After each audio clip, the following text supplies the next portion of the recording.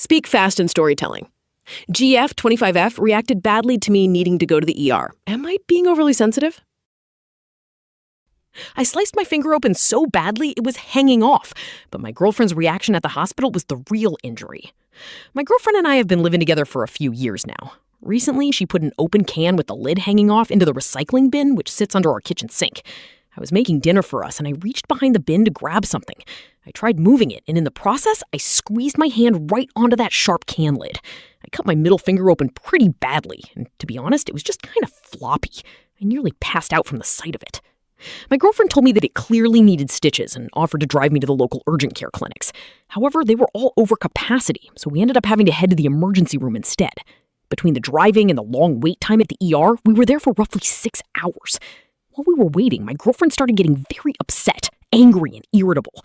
She had already worked a full day, and she was clearly getting super tired and frustrated. This made me feel really bad, and it became overwhelming for me.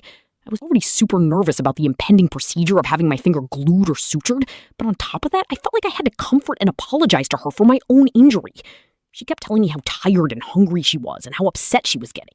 I kept telling her that it was perfectly okay if she wanted to go sleep in the car or even drive home to get some rest, and I told her I would message her when I was ready for a pickup.